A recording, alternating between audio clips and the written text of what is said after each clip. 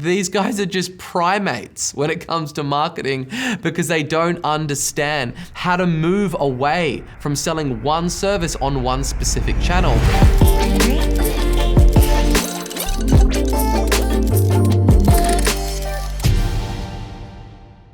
Hey guys, Sabri Suby here, and in today's video, I'm going to be talking to you about evolutionary marketing mastery, one-trick ponies, and primate marketers. And more specifically, how you can use this to unlock wild scale in your business. So what you can see here is what I call the evolution of marketing mastery. And it's really where you start off when you're just starting to get clients and you're just kind of falling down the rabbit hole of marketing and direct response marketing and digital marketing.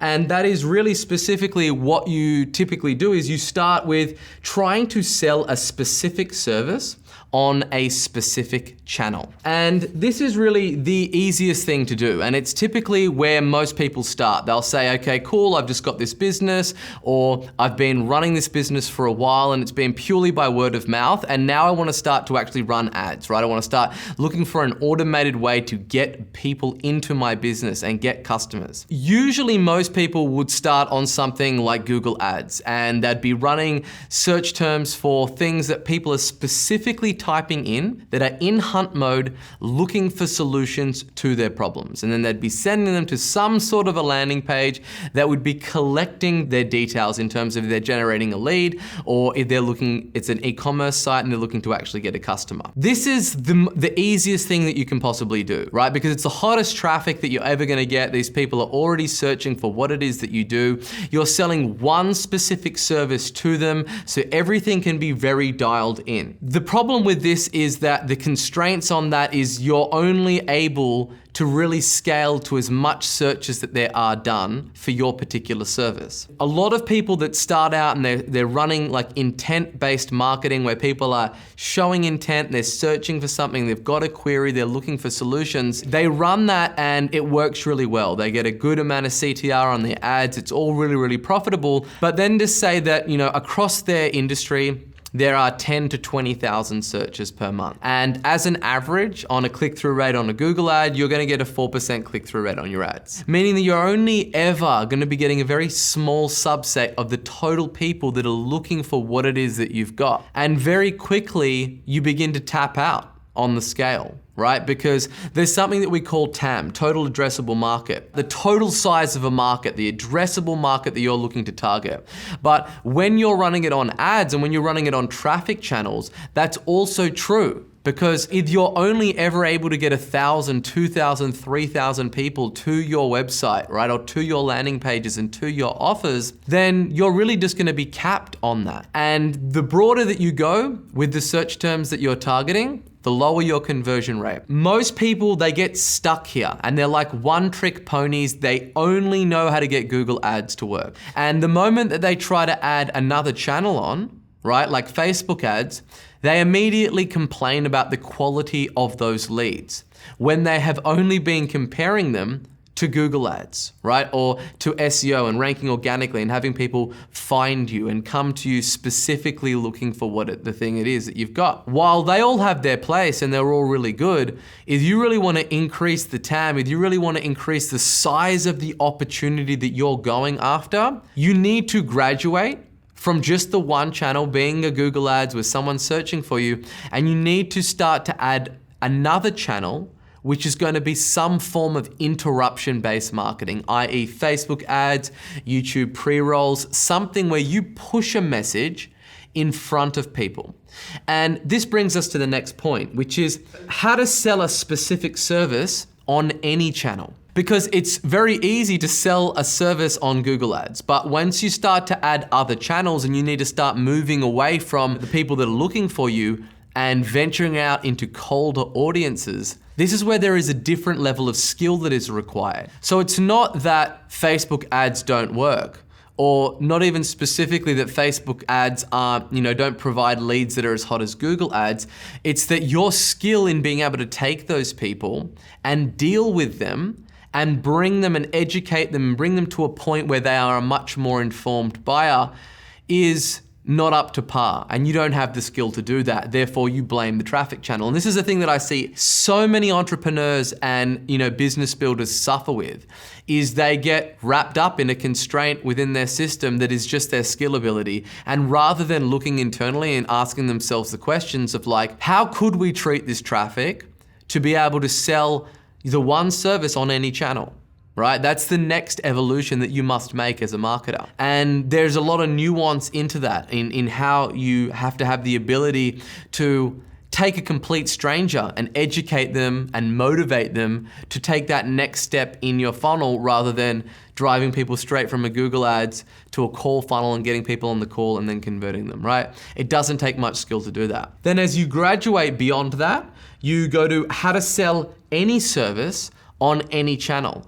And this is not applicable, to everybody. It's more so applicable to digital marketers and people that are in the business of building other people's businesses, or they run multiple offers in multiple different categories and industries, and they need to have the skill set to, run a weight loss offer. That might be one business that they've got an interest in, and then move across to an entirely different business, which might be an agency business or a videography business. It doesn't really matter, right? It's just about having the ability to really sell any service on any channel.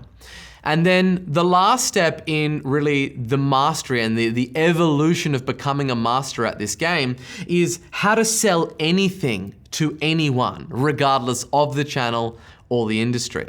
Now, I'm not gonna really touch on the last 2 points so much because it's not gonna be applicable to a lot of people on how to sell any service on any channel or how to sell anything to anyone. But realistically, the biggest bottleneck that I see is how to sell a specific service on any channel, right? So it might be that you have also tried to, not start with Google Ads. Maybe you've started with Facebook ads and you're getting that to work. Facebook ads is definitely a harder channel to get working than something like Google Ads because there's not much intent behind it. But again, it takes a different mindset and a different approach. And because something like Google Ads was really the first advertising channel that really got set up with the whole pay-per-click. Yeah, there were, one or two before them, but they're the real first mass market that had real good product fit and allowed people to run a lot of traffic and work on that kind of auction-based system. The downside to that is, because it's the first ad platform, it is also the most mature, and therefore the cost per clicks are also very, very high. What I see a lot of people say also when it comes to that is, hey, it's just too expensive to run Google Ads for me. The cost per click is too high.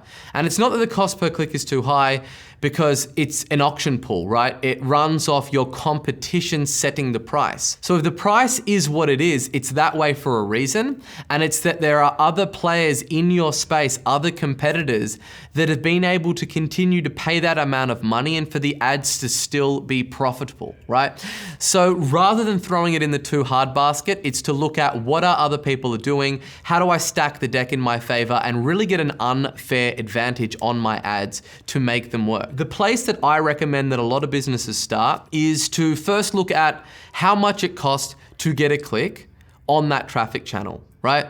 Because a lot of the times, while Google Ads is the easiest option for being able to convert the leads, it's also can be very expensive. You're gonna need a very large budget in order to buy the data to optimize your ads to then get them to a place that you're able to compete with the competitors in that market that are willing and able to spend that cost per click because they have refined their campaigns over months, if not years, to get them to the place where they know the keywords that are not only gonna convert into leads, but hopefully they know which leads are gonna then convert into customers and where they originated from. And then you're moving into that platform and you're like, hey, let me throw $5,000 at Google Ads and hope to be profitable in the first month. Well, first of all, you're gonna be buying the data in the first month, and the chances of it being profitable are very slim, and that's not the goal. The goal is to buy the data, find out what keywords are converting that are gonna give you your KPI of what does it cost you to acquire a customer. Right? So unless you're in a market where the cost per clicks are relatively the same that you would see on Facebook at $2, $3, $4 a click, if you're entering into a market where it's 19, 20, 30, $100 a click, then typically Google Ads might not be the best place to start. And it might be that you look at Facebook ads.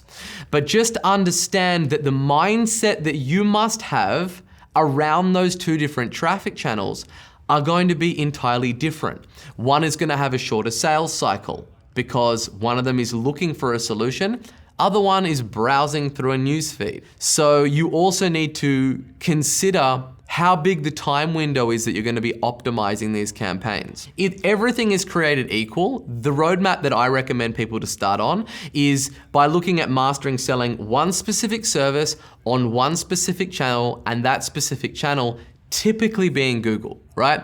And basically once you get your funnel dialed in with Google and you're increasing your ad spend, you're looking at the impression share, which is how much of the share of people that are searching for things on those keywords that you're targeting are you occupying? How much real estate do you own, right, in that market? And you want to keep optimizing and increasing the budgets and fine-tuning, trimming and pruning that bonsai tree, so to speak, until you get to a place where your impression share is at least 80%, right? There is going to be a point of diminishing returns where every incremental increase in budget doesn't give you the same throughput, right? You end up paying more as a cost per lead because you're just going out to colder and colder audiences. But do not look at adding another traffic channel until you really move into a place where you are around that 80% impression share and it's profitable and it's working for you, okay? And the reason that I say that is because there is so many levels to this game and there's so much that you can do on one platform. And realistically, what I'm saying to do is to exhaust the scale and the size of the market on that one traffic channel before you start to add further complexities to your funnel and in the way that you acquire customers. Because then there's cross-channel attribution, there's first click, there's last click, there's a whole bunch of other stuff that it opens up to once you start adding more traffic channels. So it's not that just more traffic channels are better, because the more variables that you add to the system, the increase in complexity, the harder it begins to measure and optimize things. Then once you're at about an 80% impression share on that, that's when I recommend moving over to something that it is an interruption-based channel, where you are pushing a message in front of people that are good candidates for what it is that you're selling. And the reason that I specifically say that is because if you're looking to get wild scale in your business, that is the way that you're typically going to be able to do it.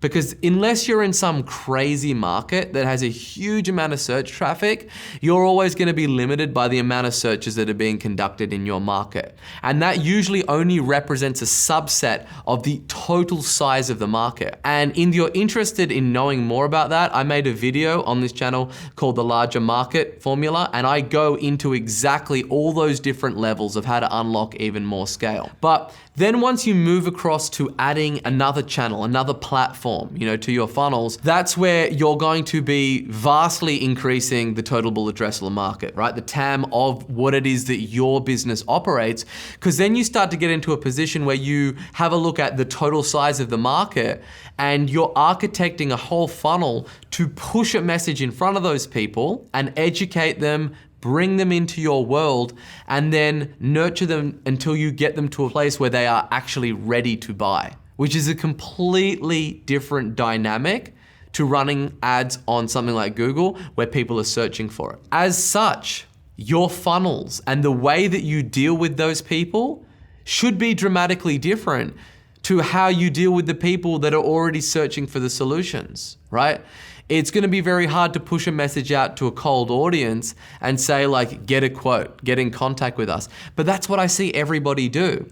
And then they're like just bemused why Facebook ads don't work for us. And that these guys are just primates when it comes to marketing because they don't understand how to move away from selling one service on one specific channel.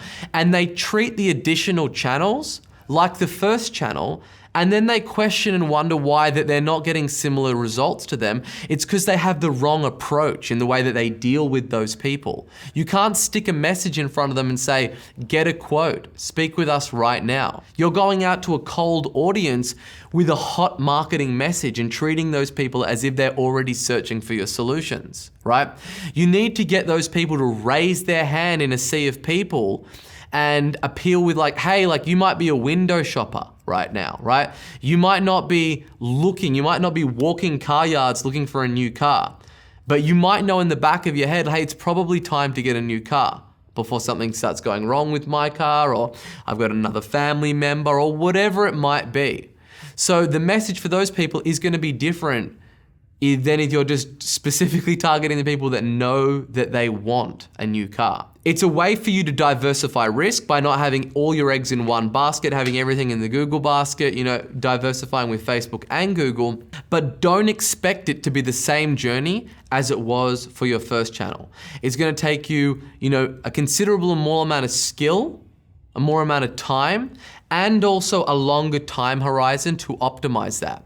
But then you'll be able to go from a position where maybe you've been throttled at $5,000 ad spend on Google Ads, or maybe it's $2,000, or maybe it's 10 or 50 grand, whatever it happens to be for your industry. We've typically found that you can target and spend 5 times the amount of money on a platform that is an interruption-based platform. Now, the leads aren't gonna be as hot in the beginning until you get your systems fully dialed in, but what's the alternative? The alternative is you stay a primate and you stay on one channel with the one service and your business stays that. But more and more people come in to that market, meaning that you're chopping up that pie against more and more competitors. The cost per clicks are increasing, meaning you get fewer and fewer people for the same amount of money, or you end up spending more and more money to get the same amount of people. And you're like a turkey on the ground scratching it out, right?